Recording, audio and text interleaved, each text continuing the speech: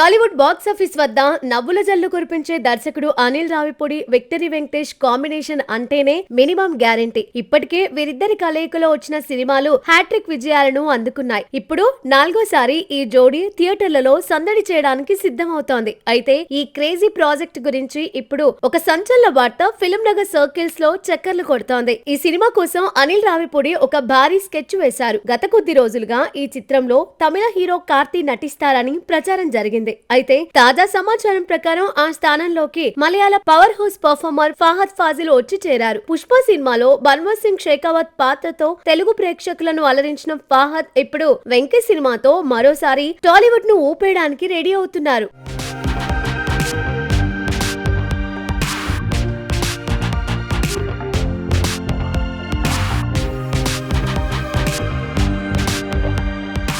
కథ ఎంపికలో చాలా జాగ్రత్తగా ఉండే ఫహద్ ఫాసిల్ కు అనిల్ రావిపూడి ఒక అద్భుతమైన పాత్రను వివరించారట. ఆ క్యారెక్టర్ విన్న వెంటనే ఫహద్ ఇంప్రెస్ అయి ఓకే చెప్పినట్లు తెలుస్తోంది. ప్రస్తుతం అగ్రిమెంట్ పనులకు సంబంధించి చర్చలు జరుగుతున్నాయి. త్వరలోనే చిత్ర బృందం దీనిపై ఓ అధికారిక ప్రకటన చేసే అవకాశం ఉంది. కేవలం కథానాయకుడిగానే కాకుండా విలక్షణ నటుడిగా గుర్తింపు పొందిన ఫహద్ ఈ ప్రాజెక్టులో చేరడం సినిమా రేంజ్ ను అమాంతం పెంచేసింది. ఇక అందరినీ ఆశ్చర్యపరిచే విషయం ఏంటంటే ఈ సినిమాలో ఫహద్ ఫాసిల్ వెంకటేష్ ను ఢీకొట్టే విలన్ పాత్రలో కనిపిస్తారని టాక్ వినిపిస్తోంది.